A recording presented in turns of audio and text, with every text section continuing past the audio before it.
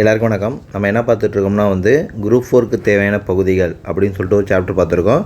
நம்ம 6ஆம் வகுப்பு ஃபுல்லாக பார்த்துட்டோம். ஓகேங்களா? அது 6ஆம் வகுப்புடைய நூல்வெளியை நான் உங்களுக்கு டிஸ்கிரிப்ஷனில் வீடியோட லிங்க் கொடுங்க. அதை பார்த்து யூஸ் பண்ணிங்க. இப்போ நம்ம என்ன பார்க்க போகிறோம்னா 7ஆம் வகுப்பு செய்யுளுள்ள நூல்வெளி பார்க்க போகிறோம். வாங்க ஃப்ரெண்ட்ஸ், இப்போ வீடியோக்குள்ளே போகலாம். எங்கள் தமிழ் யாருன்னா நாமக்கல் கவிஞர் வே. ராமலிங்கனார். அவர் தான் எங்கள் தமிழ் அப்படின்னு சொல்லிட்டு ஒரு நூல் எழுந்தவர். நாமக்கல் கவிஞர் தமிழாசிரியர், கவிஞர், விடுதலை போராட்ட வீரர் என்று அழைக்கப்பட்டவர் யாருன்னா நாமக்கல் கவிஞர். ஓகேங்களா? காந்தியடிகளுடைய கொள்கையால் ஈர்க்கப்பட்டதுனால இவருக்கு என்ன பட்ட பேர் கொடுக்குறாங்கன்னா காந்திய கவிஞர் என்று அழைக்கப்பட்டவர் யாருன்னா நாமக்கல் கவிஞர் வே. ராமலிங்கனார். தமிழகத்துடைய முதல் அரசவை கவிஞர் யாருன்னா நாமக்கல் கவிஞர் வே. ராமலிங்கனார் தான். இவர் எழுதிய நூல்கள் பாருங்கள்: மலைக்கல்லன், என் கதை, சங்கொலி, நாமக்கல் கவிஞர் பாடல்கள் போன்ற பல நூல்கள் எழுதினார். மலைக்கல்லன், என் கதை, சங்கொலி, நாமக்கல் கவிஞர் பாடல்கள் போன்ற நூல்களை எழுதியவர் யாருன்னா நாமக்கல் கவிஞர் வே. ராமலிங்கனார். எங்கள் தமிழ் இது நாமக்கல் கவிஞருடைய பாடல்கள் என்ற நூலிலிருந்து எடுத்து தரப்பட்டதான் என்ன சொல்கிறாங்கன்னா எங்கள் தமிழ்.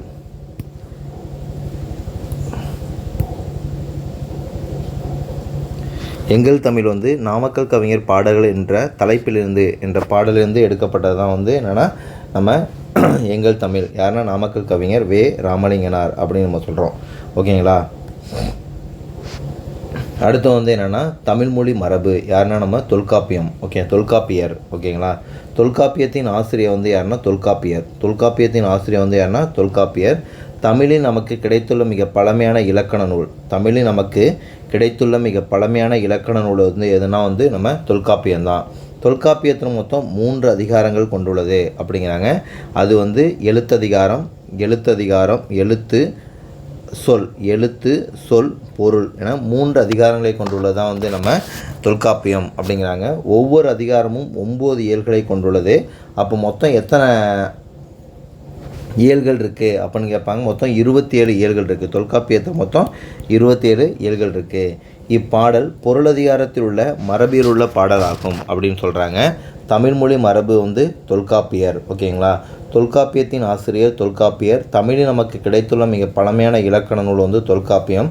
தொல்காப்பியத்தில் மொத்தம் 3 அதிகாரங்கள் கொண்டுள்ளது. எழுத்ததிகாரம், சொல்லதிகாரம், பொருளதிகாரம் கொண்டுள்ளது அப்படிங்கிறாங்க. ஒவ்வொரு அதிகாரமும் 9 இயல்களை கொண்டுள்ளது. மொத்தம் 27 இயல்களை கொண்டுள்ளது அப்படிங்கிறாங்க. அடுத்து ஓடை யாருன்னா வாணிதாசன். தமிழகத்தின் வேர்ட்ஸ்வித் என்று அழைக்கப்பட்டவர் யாருன்னா நம்ம வாணிதாசன் தான். தமிழகத்தின் வேர்ட்ஸ்வித் என்று அழைக்கப்பட்டவர் யாருன்னா வாணிதாசன். வாணிதாசனுடைய இயற்பெயர் அரங்கசாமி என்கின்ற எத்திராசு தான் வாணிதாசனுடைய இயற்பெயர்.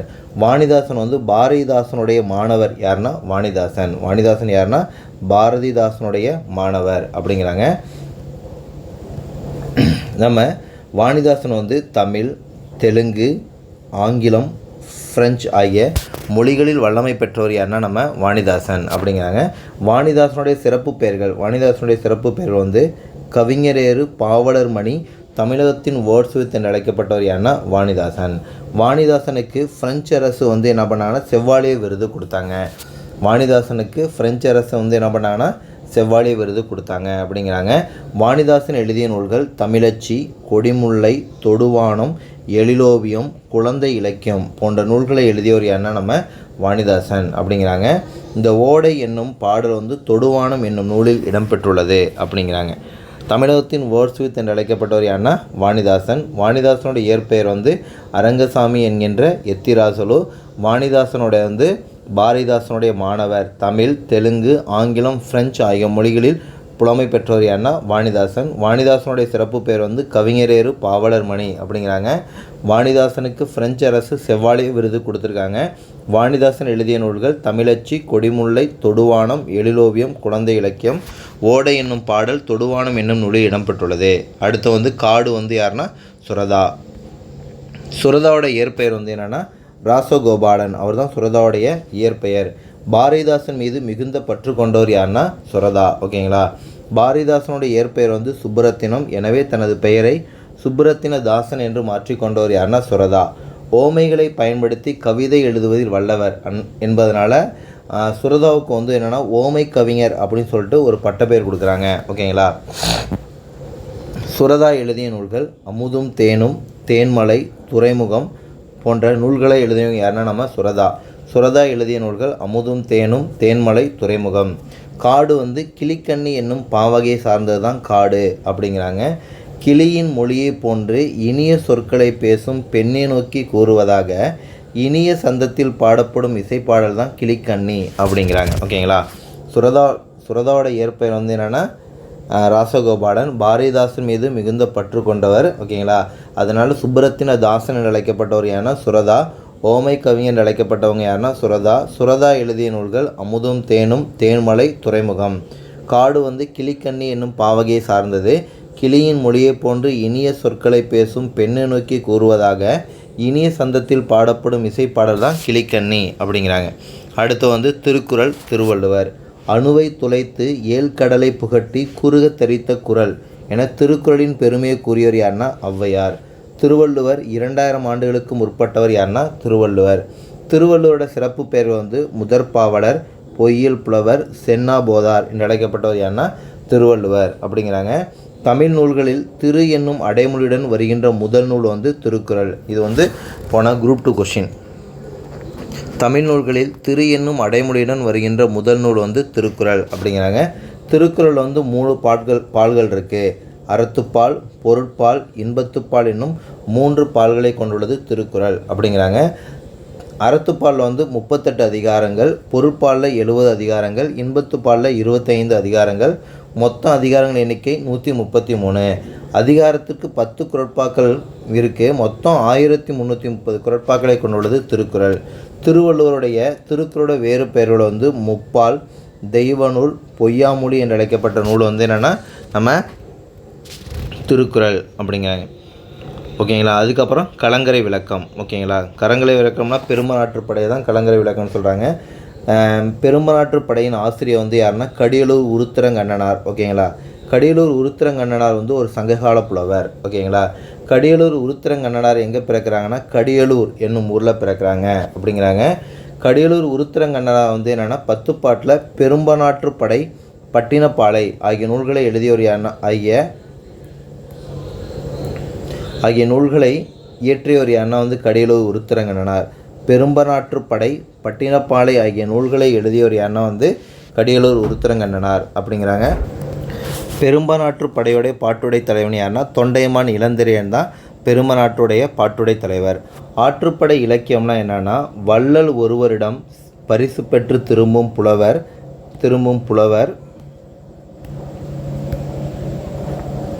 வள்ளல் ஒருவரிடம் பரிசு பெற்று திரும்பும் புலவர் பாணர் போன்ற அந்த வள்ளலிடம் சென்று பரிசு பெற பிறருக்கு வழிகாட்டுவதாக பாடப்படுவதாக வந்து என்னென்னா வந்து ஆற்றுப்படை இலக்கியம் அப்படிங்கிறாங்க. 10 பாட்டு நூல்கள் என்னென்ன அப்படின்னு பார்ப்போம். ரொம்ப ரொம்ப முக்கியம். திருமுருகாற்றுப்படை, பொருணராற்றுப்படை, பெரும்பனாற்றுப்படை, சிறுபனாற்றுப்படை, முல்லைப்பாட்டு, மதுரை காஞ்சி, நெடுநல்வாடை, குறிஞ்சிப்பாட்டு, பட்டினப்பாலை, மலைபடுகடாம் போன்ற நூல்கள் தான் என்ன சொல்கிறாங்கன்னா 10 பாட்டு நூல்கள். அதில் பெரும்பனாற்றுப்படை மற்றும் பட்டினப்பாலை போன்ற நூல்களை எழுதியவர் யாருன்னா கடியலூர் உருத்திரங்கண்ணனார். இவர் சங்ககால புலவர். இவர் பிறந்த ஊர் வந்து கடியலூர். பெரும்பனாற்றுப்படையோட பாட்டுடை தலைவன் யாருன்னா தொண்டைமான் இளந்திரையன். அடுத்து கவின்மிகு கப்பல் அப்படிங்கிறாங்க. அகநானூரில் கொடுத்துருக்காங்க. கவின்மிகு கப்பல் போன்ற அந்த நூலை எழுதினவர் யாருன்னா மருத இளநாகனார் அப்படிங்கிறாங்க. மருத இளநாகனார் வந்து ஒரு சங்ககால புலவர். இவர் கலித்தொகையில் மருதத்திணையில் 35 பாடல்களை பாடியவர் யாருன்னா வந்து மருத இளநாகனார் அப்படிங்கிறாங்க. மருதத்திணை பாடுவதில் வல்லவர் என்பதனால என்ன சொல்கிறாங்கன்னா இவரை மருத இளநாகனார் என்று அழைக்கப்படுறாரு. அகநானூறு 8 தொகை நூல்களில் ஒன்று தான் அகநானூறு அப்படிங்கிறாங்க. 400 பாடல்களை கொண்டுள்ளதான் அகநானூறு அப்படிங்கிறோம். அகநானூரை வந்து நெடுந்தொகை அப்படின்னு சொல்கிற நூல் தான் அகநானூறு அப்படிங்கிறாங்க. அகநானூறு. ஓகேங்களா. மருத இளநாகனார் வந்து ஒரு சங்ககால புலவர். இவர் கலித்தொகையில் மருதத்திணையில் 35 பாடல்களை பாடியுள்ளவர் யாருன்னா வந்து மருத இளநாகனார். மருதத்திணை பாடுவதில் வல்லவர் என்பதனால இவர் என்ன சொல்கிறாங்கன்னா மருத இளநாகனார் அழைக்கப்படுறாரு. அகநானூறு 8 தொகை நூல்களில் ஒன்று. 400 பாடல்களை கொண்ட நூல் வந்து அகநானூறு. அகநானூறு வந்து நெடுந்தொகை என்று அழைக்கப்படுகிறது. 8 தொகை நூல்கள் என்னென்னு பார்ப்போம். நற்றிணை, குறுந்தொகை, ஐங்குறுநூறு, பதிற்றுப்பத்து, பரிபாடல், கலித்தொகை, அகநானூறு, புறநானூறு இது எல்லாமே வந்து 8 தொகை நூல்கள் அப்படிங்கிறாங்க. அடுத்தது இன்பத்தமிழ் கல்வி யாருன்னா நம்ம பாரதிதாசன். பாரதிதாசன் வந்து கவிஞர், இதழாளர், தமிழாசிரியர் என பன்முக ஆற்றல் கொண்டவர் யாருன்னா நம்ம பாரதிதாசன். இவர் கவிதை, கதை, கட்டுரை, நாடகம் ஆகியவற்றை படைப்பதில் வல்லவர் யாருன்னா நம்ம பாரதிதாசன். பாரதிதாசன் எழுதிய நூல்கள் என்னென்னு பார்ப்போம். பாண்டியன் பரிசு, அழகின் சிரிப்பு, இசை அமுது, இருண்ட வீடு, குடும்ப விளக்கு, கண்ணகி புரட்சி காப்பியம் போன்ற நூல்களை எழுதியவர் யாருன்னா நம்ம பாரதிதாசன். பாண்டியன் பரிசு, அழகின் சிரிப்பு, இசையமுது, இருண்ட வீடு, குடும்ப விளக்கு, கண்ணகி புரட்சி காப்பியம். இவர் எழுதிய பிசிராந்தையார் என்னும் நாடக நூல் வந்து சாகித்ய அகாடமி விருது பெற்றது. இவர் எழுதிய பிசிராந்தையார் என்னும் நாடக நூலுக்கு தான் என்ன பண்ணாங்கன்னா சாகித்ய அகாடமி வழங்கப்பட்டது அப்படிங்கிறாங்க. இன்பத்தமிழ் கல்வி வந்து பாரதிதாசன் கவிதைகள் என்னும் தொகுப்பிலிருந்து தமிழ் பேறு என்னும் தலைப்பில் இடம்பெற்றுள்ளது அப்படிங்கிறாங்க. ஓகேங்களா, ரொம்ப ரொம்ப முக்கியமானவர் பாரதிதாசன் எழுதிய நூல்கள் பாண்டியன் பரிசு, அழகின் சிரிப்பு, இசையமுது, இருண்ட வீடு, குடும்ப விளக்கு, கண்ணகி புரட்சி காப்பியம். பிசிராந்தையார் என்னும் நாடக நூலுக்கு தான் சாகித்ய அகாடமி விருது வழங்கப்பட்டது. அடுத்து கல்வி அழகே அழகு குமரகுருபர் வந்து எத்தனாம் நூற்றாண்டை சேர்ந்தவர்னா 17ஆம் நூற்றாண்டை சேர்ந்தவர்.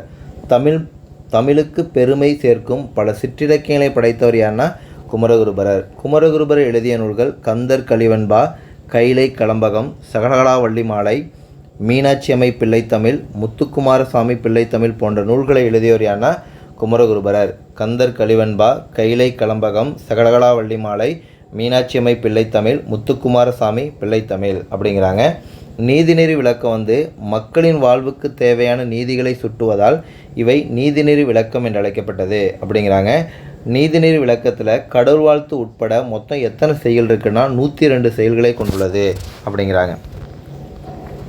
அடுத்து ஒரு வேண்டுகோள் தேனரசன் வந்து பார்த்துக்கிட்டிங்கன்னா தமிழாசிரியராக பணியாற்றியவர் யாருன்னா தேனரசன் அப்படிங்கிறாங்க. தேனரசன் பார்த்துக்கிட்டிங்கன்னா வானம்பாடி. ஒரு வேண்டுகோள் யாருன்னா தேனரசன் வந்து தமிழாசிரியராக பணியாற்றினார். இவர் வானம்பாடி, குயில், தென்றல் போன்ற இதழ்களில் கவிதை எழுதியவர் யாருன்னா தேனரசன் கவிதைகளில் சமுதாய சிக்கல்கள் எள்ளல் சுவையுடன் வெளிப்படும் அப்படிங்கிறாங்க. தேனரசன் எழுதிய நூல்கள் மண்வாசல், வெள்ளை ரோஜா, பெய்து பழகிய மேகம் போன்ற நூல்களை எழுதியவர் யாருன்னா வந்து என்னென்னா தேனரசன். இந்த தேனரசன் எழுதிய ஒரு வேண்டுகோள் வந்து பெய்து பழகிய மேகம் அப்படின்னு சொல்லிட்டு ஒரு நூலில் இடம்பெற்றுள்ளது அப்படிங்கிறாங்க. தேனரசன் தமிழாசிரியராக பணியாற்றியவர். இவர் வானம்பாடி, குயில், தென்றல் போன்ற இதழ்களில் கவிதை எழுதியுள்ளார். இவரது கவிதைகள் சமுதாய சிக்கல்கள் எள்ளல் சுவையுடன் வெளிப்படும். தேனரசன் எழுதிய நூல்கள் மண்வாசல், வெள்ளை ரோஜா, பெய்து பழகிய மேகம். அடுத்தது கீரை பத்தியும் குதிரையும் இரட்டொரு மொழிதல் யாருன்னா நம்ம காளமேக புலவர்.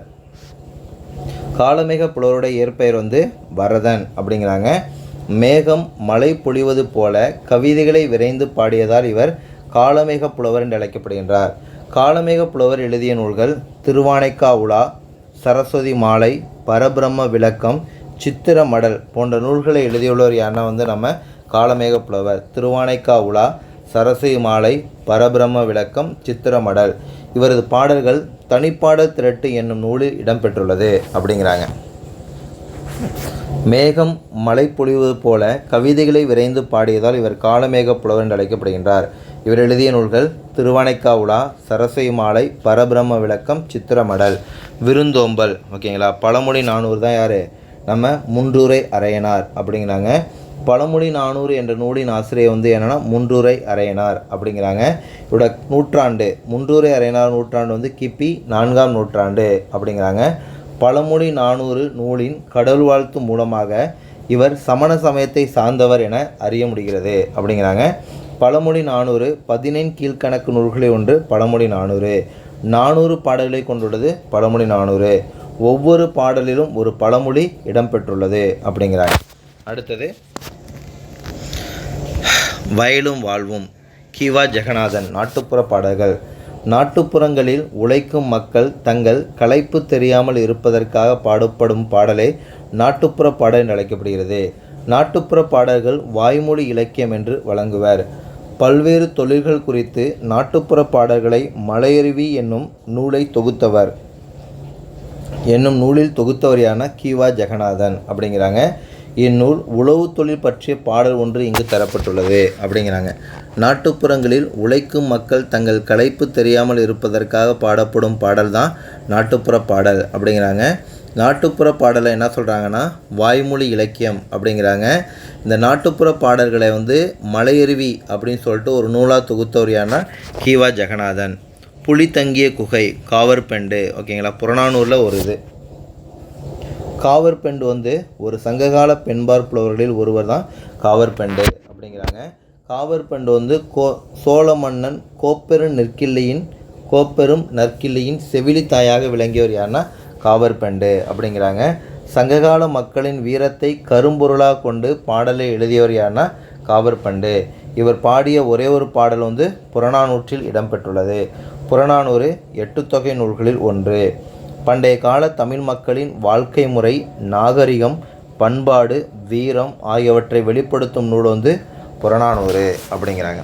அடுத்தது அறம் என்னும் கதிர் யாருன்னா முனைப்பாடியார். அவர் தான் என்ன பண்ணியிருக்காங்க, அறம் என்னும் கதிர் என்னும் நூல் எழுதியிருக்கார். அறம் என்னும் கதிர் முனைப்பாடியார். முனைப்பாடியார் பிறந்த ஊர் என்னென்னா திருமுனைப்பாடி அப்படிங்கிறாங்க. இந்த முனைப்பாடியார் ஒரு சமண சமயத்தை சார்ந்த புலவர் தான் இந்த முனைப்பாடியார் அப்படிங்கிறாங்க. இந்த முனைப்பாடியார் கிபி 13ஆம் நூற்றாண்டு அப்படிங்கிறாங்க. அறநெறிச்சாரம் என்னும் நூலை எழுதியவர் யாருன்னா முனைப்பாடியார் அப்படிங்கிறாங்க. இந்த அறநெறிச்சாரம் 225 பாடல்களை கொண்டுள்ளது அப்படிங்கிறாங்க. அறநெறிகளை தொகுத்து கூறுவதால் இவை அறநெறிச்சாரம் என பெயர் பெற்றது. முனைப்பாடியார் பிறந்த ஊர் திருமுனைப்பாடி. இவர் சமண சமயத்தை சார்ந்தவர். இவரோட நூற்றாண்டு 13ஆம் நூற்றாண்டு. அறநெறிச்சாரம் என்ற நூலை எழுதியவர் இவர் தான். அறநெறிச்சாரம் 225 பாடல்களை கொண்டுள்ளது. அறநெறிகளை தொகுத்து கூறுவதால் இவை என்ன பண்ணிட்டாங்க, அறநெறிச்சாரம் அப்படிங்கிறாங்க. மலையருவி யாருன்னா கி.வா. ஜெகநாதன். இங்கே மலைப்பொழிவு யாருன்னா நம்ம கண்ணதாசன். மலைப்பொழிவு யாருன்னா கண்ணதாசன். கண்ணதாசனோட இயற்பெயர் முத்தையா. கவியரசு என அழைக்கப்பட்டவர் யாருன்னா நம்ம கண்ணதாசன். இவர் தமிழக அரசவை கவிஞராக விளங்கியவர் யாருன்னா கண்ணதாசன் அப்படிங்கிறாங்க. கண்ணதாசன் எழுதிய நூல் இயேசு காவியம். இயேசுவின் வாழ்க்கை வரலாற்றையும் அவரது அறிவுரைகளையும் கூறும் நூல் இயேசு காவியம் அப்படிங்கிறாங்க. தன்னை அறிதல் யாருன்னா பிருந்தா ஓகேங்களா. பிருந்தா ஒரு பெண் கவிஞர். பிருந்தா எழுதிய நூல்கள் மலை பற்றிய பகிர்தல், வீடு முழுக்க வானம், மகளுக்கு சொன்ன கதை போன்ற நூல்களை எழுதியவர் யாருன்னா பிருந்தா ஓகேங்களா. ஓகே ஃப்ரெண்ட்ஸ், நம்ம 7th முடிச்சிட்டோம் ஓகேங்களா. நூல்வெளி முடிச்சிட்டோம். அதுக்கப்புறம் 8th பார்ப்போம் ஓகேங்களா. இந்த வீடியோ உங்களுக்கு பிடிச்சிருந்தால் லைக் பண்ணுங்கள், ஷேர் பண்ணுங்கள். தேங்க்யூ.